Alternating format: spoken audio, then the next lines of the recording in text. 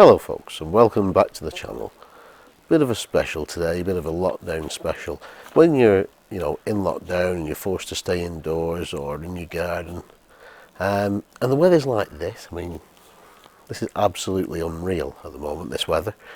What better than to dig out an old magazine and have a good read of times past? So, in keeping in line with the retro gaming content of my channel, I've dug out my final issue of Your Sinclair. Now, first of all, let me just explain how important Your Sinclair was to me. When I first got my Spectrum, started at issue 49 of Your Sinclair, and I was absolutely hooked. Just the way they write, the way they, the general style of the magazine, it was absolutely right up there with my sense of humour. I found it absolutely hilarious, very informative, and at the same time, just a great read from cover to cover. I look forward every month to the next issue coming out. So when in 1993, when they announced the final issue was coming out, I was actually quite devastated. It was like I was going to be saying goodbye to an old friend. So let's have a little bit of a reminisce here. Let's have a look at this last issue of Your Sinclair. Okay, so the first thing you look at, obviously, is the cover. Monty Python style lettering, big final issue, September 1993, £2.95. That was a bit of a price hike. It didn't previously cost that much per issue, generally. And as you open it up, straight away, it tugs at your heartstrings here, because we start at page 67 and we count down. Rather than going up in page numbers, we actually count down to the end of the magazine. So the first article then is Jugglers Ahoy, which was a bit of a look at the various reviewers and editors and so on that had played their part in making Your Sinclair over the years. Some familiar faces there. I mean, I think I've already used that picture of Stuart Campbell there in my Fair Play video. This goes on a bit of a reminisce with each of them. Linda Barker, Jonathan Davis, Marcus Bertman, who I think now writes for, I'm sure he writes for the Independent or something like that. Daily Mail and Independent on Sunday, as it says right there. Rich Pelly, Phil South, and a very, very short snippet from Stuart Campbell there. It's the nicest start to the magazine, and then we've got basically Your Sinclair over the years. I think I've missed a page here. Let's go back. There we go. So the YS story. So this pretty much charts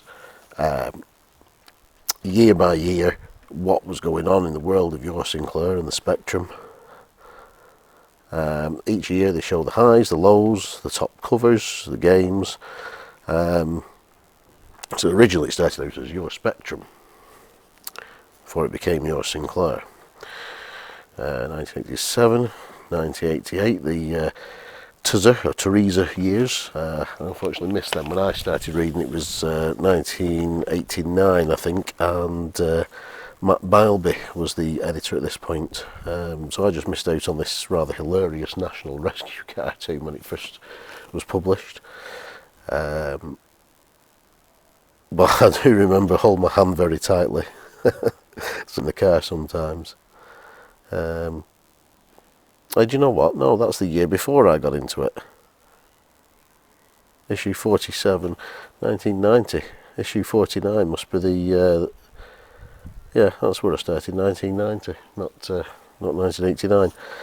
It must have been 89, Christmas 89. I got my Spectrum. Funny story about this, actually. When I got my Spectrum, I'd played on one in Comet a few times. They had this game on there, and I had no idea what it was called. It was a great game, and as ironic as it sounds, issue 49's Smash Tape actually had that game on the cover, Nomad. Great game. 91, 92, 93. Was I really only a reader for 3 years? It feels like it was there so much longer. But anyway, okay, let's move on. What's next? So a couple of adverts. Look at all these games here. 50p, 99p, 1.99 each. If your order's under £6, add 50p for postage. You don't get prices like that these days, good grief. And then the YS Complete Guide to Everything. Now, this is basically a list of every game that was reviewed in Your Sinclair, along with the score it got, and on occasions where it was reviewed as a re-release, they'll be in twice. So like 10th Frame, for instance, there got 5 out of 10 here. And that was on its re-release, but when it was first released in 87, it got 7 out of 10, so it didn't age well, I guess, that one. This goes on quite some way. You will have to remember that at some point in the history, they abandoned percentages and went with degrees, actually using degrees as the marking scheme. This is quite a lengthy article. I mean, it lists every single game in there. Oh, what is it, about 12, 14 pages long? That's me. We're down to page 43 already. The Grand Chaos Playoff. Now, you know how much I love Chaos. Great game. So they basically had a bit of a Chaos game in the shed, as it was, or the production of it. They claimed they worked from a shed. There they are, all crowded around the Spectrum with the interface one in the back by the looks of it. Yeah, quite a good write up there of a good game of Chaos. Then the letters pages. They always had the Doodlebugs page, which sometimes were hilarious. I mean, Midnight Resistance was one, if you remember that. I think this is where Phil McCardle and his Ernie the Psychotic Madman started out as a doodlebug in the page. Small print, they always had a little tiny short letters here from people, usually a paragraph long. Train Spotter Awards. Now this is quite sad here, in a way. You see here we go from page 37 to page 32. The centre of this magazine actually had a poster of the image on the back. I think I've still got that on my bedroom wall back at home. Or at least I did.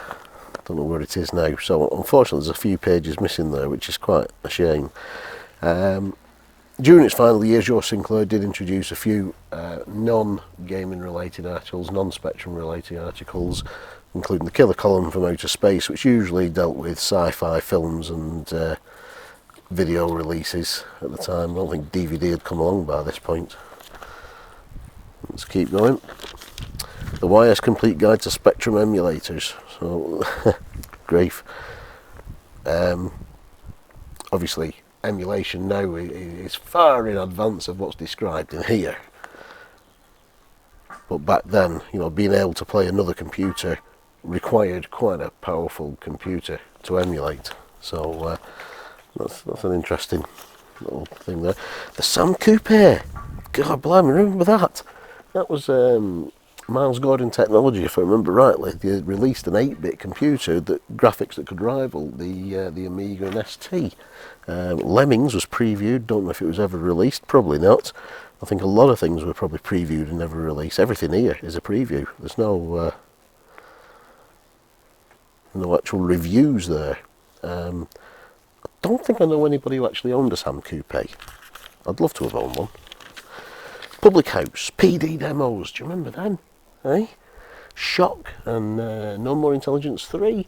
They started giving away on the Your Sinclair cover tapes. The music was absolutely amazing. Some of the graphics for the Spectrum were wonderful. Yeah, so you used to be able to just send off for a free graphical and musical demo sent to your house. Ernie the Psychotic Madman. There's Phil McCardle in action with his final Ernie cartoon. It became a regular strip in Your Sinclair throughout the final year or so. Program Pit Stop. Yes, I did sometimes do these, though not very often. Type in listings for the Spectrum, still go in at this point.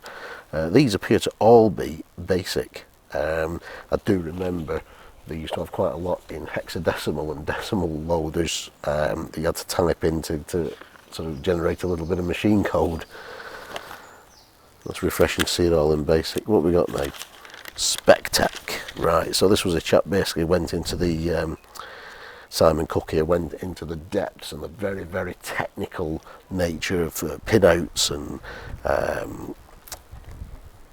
registers and all sorts of stuff. Far too complicated for me to understand at that time. I've probably got a better chance these days. Some more adverts. This could be your last chance to purchase Spectrum spare parts. Good grief. Yeah, probably was. Dial hard with Simon Hindle. Look at this here now. How to dial into BBSs. A bit of etiquette here, you know, using smileys. You remember smileys have been replaced with emoticons now. Don't type all in caps because it's... oh my god, really? I'm relaxing out here. Don't type all in caps because it could be construed as shouting. List of competition winners. Yeah, I'm not going to dwell on that one.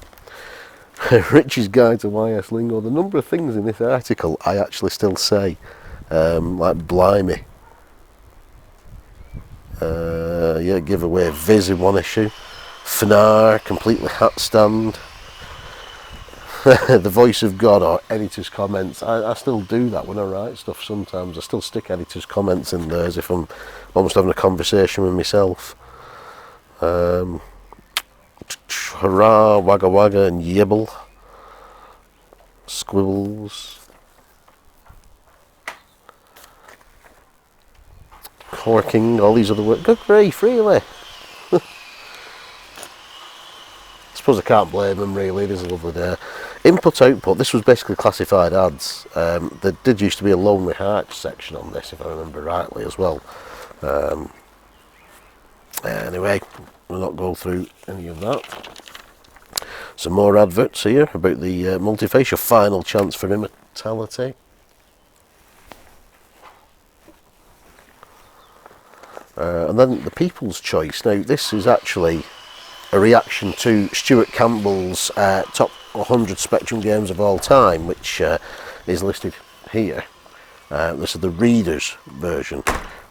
But where it comes to the worst game of all time, I think everybody was pretty much united on Count Duckula 2. It was awful. So Stuart's favourite game was 3D Death Chase, and they ended up giving that away on one of the cover tapes shortly after. It was quite a good game, actually. Chase HQ was great. What's my favourite Spectrum game of all time? To be honest, Chaos. That comes at number 5 in this list, in the reader list. Where is it in Stuart's list? Is it even there? Come on, Chaos must be there.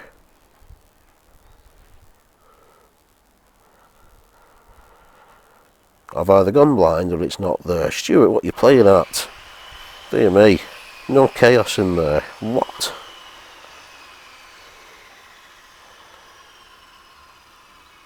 It must be in there. I'm not looking for it now. It must be in there. Silica Systems. Again, rather sad this. You see the cutout corner here. This is where I finally sent off for my Amiga. When I moved to the Amiga, and I got the Wild, Weird and Wicked pack from here, which came with Zool, Pinball Dreams and Striker, Deluxe Paint 3, I think, Photon Paint 2, Transrite, GFA Basic. I don't know if I ever actually used any of them. And this also came with Silly Putty, Pushover and Microprose Grand Prix. That was ridiculously hard driving game. Well, I don't like driving games as it is much, but that was ridiculously hard. The games that time forgot. Oh, another article by Stu Campbell. Cropping up a lot at the moment, you are, Stu. Dear me. So yeah, Robotron. This is where he always claims to have a copy. He does put it at the end there. If anyone wants to play it, simply slip a $5 into an envelope and shove it under the door of, and he gets sticked by Elspeth. Mr. Page there. Oh, Daytel Electronics. I always wanted to get some of the... I did have OCP Art Studio. I did have that with the Spectrum mouse. but I always want to get the music maker, which doesn't appear to be actually advertised here. There was a light pen there, the plus D system interface and drive, joysticks, the quick shot Python. Gosh, remember that one? Oh dear, who are we on to? Page 5. 5 pages left. Let's see what's out there. Fanzines. So this is basically other people, general Joe public, starting up fan magazines and still making them available. There was also tape zines, which were magazines based on the Spectrum you had to actually load in to read. And then the final page is here, so list of all the staff on this side here. But over here we've got like a cutout that you can give to your send off to all the publishers like Codemasters, Zeppelin, Ocean, US Gold, Virgin, Domark, Beyond Belief and Gremlin Graphics, and say, look, we still have Spectrums, there's still a market for us gamers, keep making games. Obviously I didn't do my part, but anyway. And finally, the very poignant, our work here is done, riding off into the sunset. Still makes me sad to see that. So that was Your Sinclair, the big final issue. I'm going to have a proper read now. I've only skimmed through it for the benefit of the video, but I'm going to have a proper read now and relive some happy memories of bygone days and retro gaming. I've still got a few other issues to have a look at. I've still got all the smash tapes in the box upstairs. But whether you were a Your Sinclair reader or not, the importance of Your Sinclair as an editorial sense, of the quality of writing, the style of writing, cannot be understated. So it is an important note in the history of retro gaming and the Spectrum in particular. I hope you enjoyed this video. I'll be back soon with something a bit more interesting as soon as I can be. Stay safe everyone, and see you all on the other side.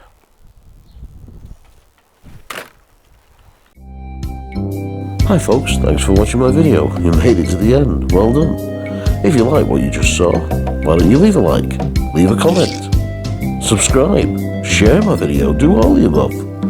But whatever you do, I hope to see you in the next one. Hasta la vista.